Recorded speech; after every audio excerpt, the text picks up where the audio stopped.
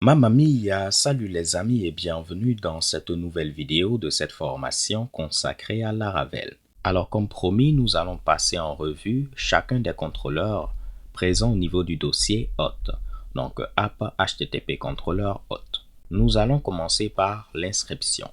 Et si vous vous rappelez, ceci était géré par le contrôleur register controller. Ce qu'on va donc faire ici, c'est un petit PHP artisan route list afin de lister l'ensemble des routes. Je vais diminuer un peu la taille des caractères pour que tout puisse s'afficher. Voici les deux routes en rapport avec l'inscription. Là, on a une requête de type get. Donc, si on fait une requête de type get vers register, le contrôleur register controller est appelé et son action show registration form. Essayons donc de voir comment ce formulaire est affiché. On va venir au niveau de register controller et puis chercher l'action show registration form. Parfait. Si on vient au niveau de register controller, on voit qu'on n'a pas de méthode show registration form. Si on clique sur ceci, on peut voir le trait registers users et on a plein de méthodes au niveau de ce trait. Voici la méthode qu'on cherchait, show registration form. Tout ce qu'elle va faire, c'est retourner une vue hôte.register. Donc on viendra au niveau de ressources, views, au niveau de hôte, on va retourner cette vue-là. Cela revient donc à dire, si je modifie ceci pour mettre register, juste pour vous le prouver, on va actualiser et bang, on a register. Regardons rapidement donc ce formulaire. On hérite par défaut du layout app qui vient lorsqu'on fait make hot. Nous, on l'a modifié après pour utiliser notre propre layout, mais pour les besoins de l'explication, on va garder ici layout app. Au niveau de ce layout, on a le contenu qui sera affiché, ou je vais tenter de retrouver ceci. Le contenu sera yield au niveau de content. Donc, si on vient au niveau de register, c'est qu'on a section content et puis on a notre contenu. Regardons ici, on a un formulaire. On met ici notre input pour la protection CSRF. Ensuite, on a notre label name et notre input pour name. Si on a des erreurs, on va afficher ces erreurs. Donc, on va actualiser. Voici donc notre label et notre input. Si je valide et puis on a des erreurs, pourquoi pas pour l'instant, je vais rajouter no validate. Et vous allez voir dans ce cas, il n'y aura pas de validation côté client et les erreurs seront affichées. Les erreurs sont affichées via ces Mitsubishi là. Au niveau du code, nous on avait utilisé quoi? On avait toujours accès à une variable $errors au niveau de nos vues. Donc nous on vérifiait est-ce qu'on avait une erreur en rapport avec name et on faisait quelque chose. Cette directive Blade vous permet de faire la même chose. Si on a une erreur en rapport avec name, on va mettre la classe isInvalid. Donc au niveau de notre code Laracart, en lieu et place de procéder de cette manière, on aurait pu utiliser également la directive @error. C'est ce qui me plaît en lisant ce genre de code. Forcément, on apprend de nouvelles choses. De la même manière, pour afficher l'erreur, nous on avait utilisé $errors first, on passait ensuite name et on pouvait passer le template. En mettant ici qu'on voulait un span avec la classe en question et le message allait être placé via message. Juste pour vous le montrer, on va venir au niveau de notre projet, Laracart 5.8. Donc je fais cd Laracart 5.8, on l'ouvre rapidement, ressources views, je vais chercher contact create. Vous allez voir que pour les erreurs, nous on utilisait ce Mitsubishi là. Et également pour afficher l'erreur, on utilisait errors first. Donc soit vous utilisez ceci, ou bien si cela ne vous plaît pas, vous avez la possibilité de le faire via error. Je pense que dans ce cas-là, c'est intéressant de prendre la directive error, c'est plus concis, plus clair. Mais ici, c'est beaucoup plus verbeux. Donc moi, j'allais préférer l'autre syntaxe. On a la même chose pour email, la même chose pour le mot de passe et la même chose pour le mot de passe de confirmation. Pour terminer, on a notre bouton et si on clique sur le bouton, ceci va permettre de soumettre le formulaire vers Register. Donc maintenant, ce sera une requête de type post vers Register. Venons ici, on revient au niveau des routes. Si on fait une requête de type post vers Register, c'est toujours le contrôleur Register contrôleur, mais cette fois-ci, ce sera l'action Register. Donc on vient au niveau de Register contrôleur, on ne voit pas l'action Register, on se dit qu'elle va se trouver au niveau de ce trait, et au niveau de ce trait, on a bel et bien l'action Register. Juste pour le prouver, si on fait un die and dump de Toto, normalement si je soumets mon formulaire, on peut voir que le die and dump est affiché. Là, parfait. La première des choses qu'on fait, c'est ici valider les informations. Donc, on injecte la requête, on fait ici request all. Ceci va nous permettre de récupérer tout ce qui a été entré par l'utilisateur. Je vais mettre Honoré Unwanu, ensuite mon adresse email. Comme mot de passe, ce sera passé 123, passé 123. Donc, au niveau de request all, en plus de ces informations, rappelez-vous, on aura l'information en rapport avec notre token CSRF. On va après appeler la méthode validator et passer l'ensemble de ces informations. Est-ce qu'on a une méthode validator ici? Non. Donc, ce sera la méthode validator qui est définie à ce niveau-là. On peut voir qu'elle reçoit un tableau. Ce sera le tableau de données. Et on va valider ceci en utilisant validator. Donc, on met validator make, on passe nos données et ensuite les règles de validation. Donc, on peut voir que ici, on dit que le nom est requis. Ça doit être une chaîne de caractères, maximum 255.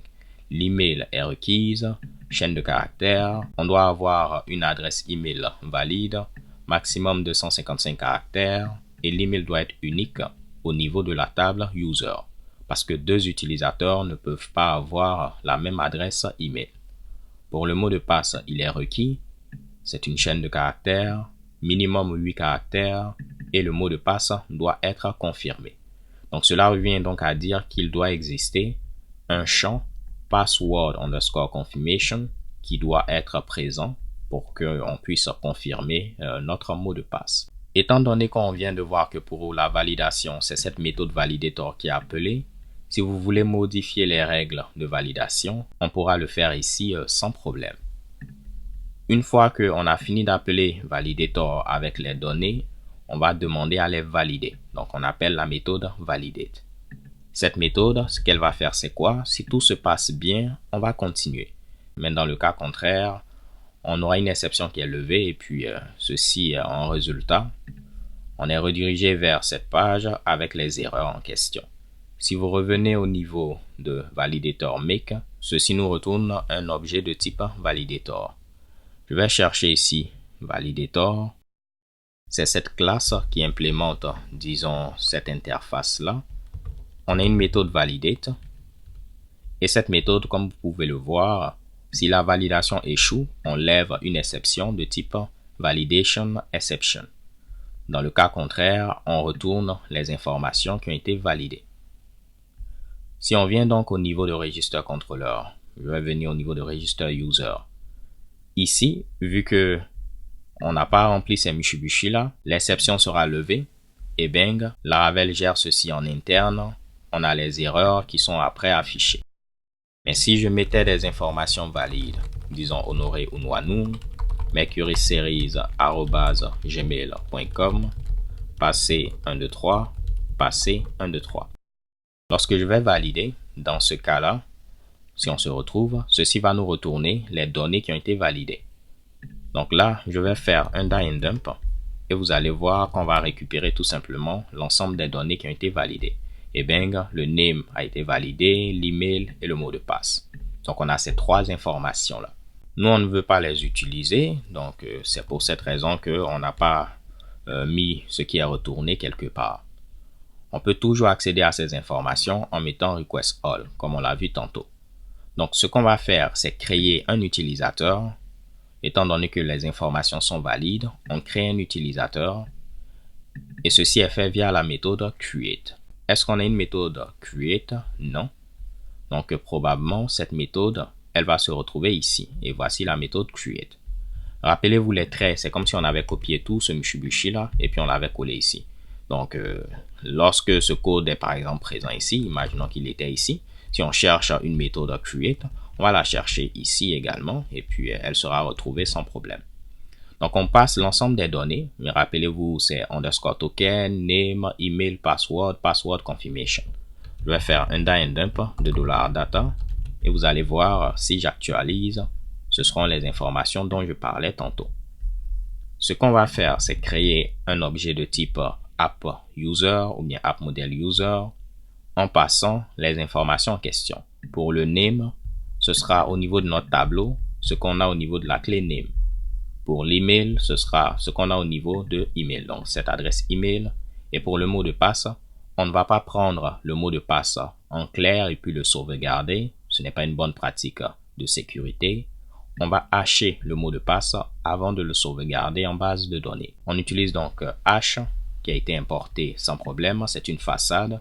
On reviendra sur la notion de façade. On met hash make. Le mot de passe sera haché et en base de données. C'est pourquoi on a le mot de passe haché et non le mot de passe en clair. Cela revient donc à dire, si en plus de ces informations, lors de l'inscription, vous souhaitez sauvegarder d'autres Mitsubishi, vous n'aurez qu'à modifier cette méthode create, vu que c'est là que la création de notre utilisateur est faite. On va revenir ici. Après avoir validé les informations, après avoir créé l'utilisateur, on va stocker l'utilisateur créé au niveau de la variable $user. Donc, partout où on a $user, c'est l'utilisateur créé. Maintenant, voici une syntaxe qu'on ne connaît pas. Vous voyez, on a event et puis on a new registered, comme ceci. Ça, c'est en rapport avec le système d'événements qu'on a au niveau de Laravel. Je vais l'expliquer assez rapidement. On aura l'occasion de revenir là-dessus avec d'autres cas pratiques. Mais mon objectif, c'est de vous donner une compréhension générale. Voyez ceci comme si vous avez différentes personnes. J'ai une personne ici. Je voulais dessiner une personne. Donc, c'est sa tête. Voici ses bras et voici ses pieds. J'ai une autre personne. J'ai ses bras et puis ses pieds. Et j'ai une troisième personne. Ses bras et ses pieds. Vous pouvez imaginer qu'on a plein de personnes. Imaginons maintenant que ces trois personnes aiment le basketball. Donc, ces trois personnes sont des fans de basketball. Et aujourd'hui, il y a un match de basketball entre Golden State Warriors versus les Lakers. Donc, ces trois personnes ont eu à dire, lorsque le match Golden State Warriors versus Lakers, ce sont deux équipes de basketball en NBA, lorsque le match va commencer, on aimerait être notifié. OK? Donc, lorsque le match va commencer, celui-là, il sera notifié, celui-là, il sera notifié, celui-là, il sera notifié. Et comment ils sont notifiés, c'est on va générer un événement. L'événement, ce sera par exemple match a commencé. OK? Imaginez que là, c'est match a commencé. Et lorsque cet événement a lieu, ces trois personnes qui ont demandé à être notifiées seront notifiées. Imaginons que celui-là, il n'aimait pas le basketball. Donc, il dit, moi, je ne suis pas intéressé par ce match. Donc, lorsque l'événement sera généré, match a commencé, seuls ces deux-là seront informés parce que lui, il a dit qu'il n'est pas intéressé. Donc, lui, il ne sera pas informé.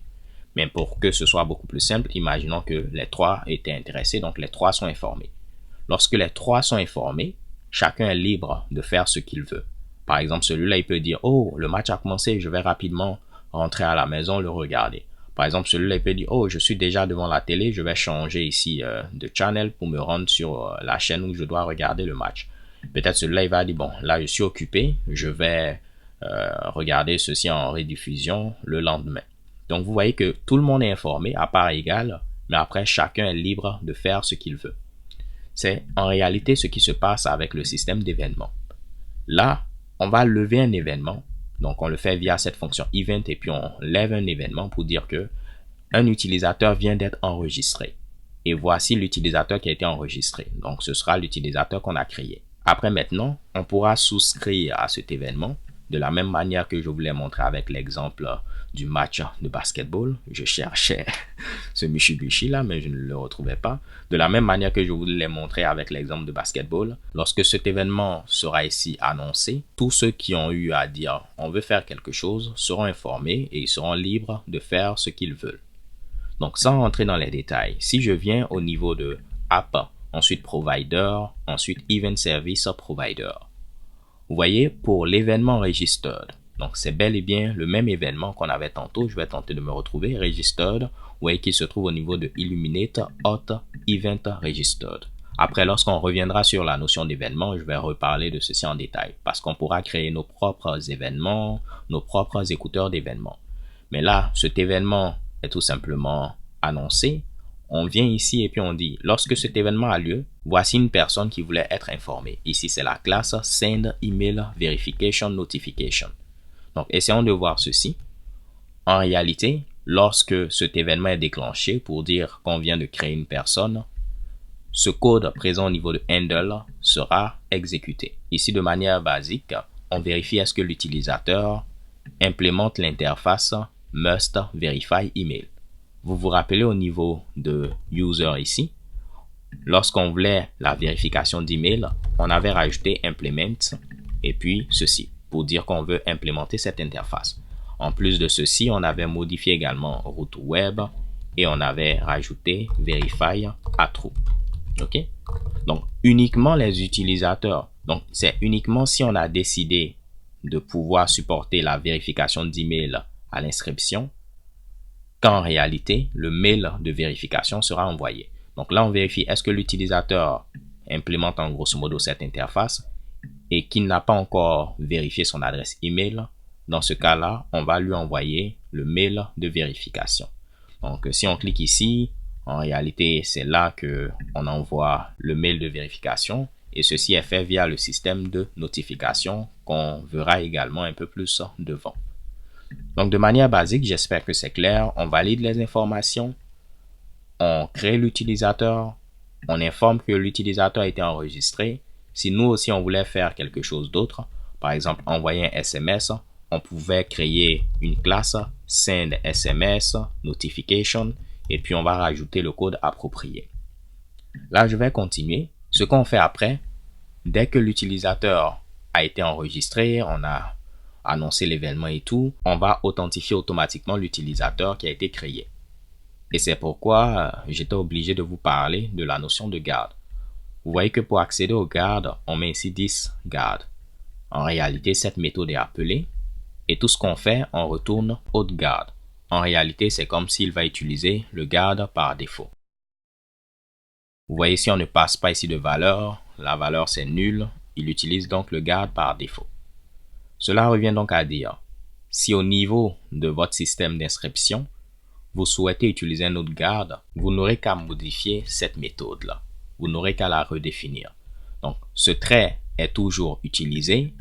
Si on voulait utiliser un autre garde, j'allais mettre ceci et puis j'allais modifier par exemple pour dire que je veux utiliser le garde Admin Web ou bien le garde Writer par exemple. Si je veux authentifier des employés, un garde employé que j'ai eu à créer, ainsi de suite.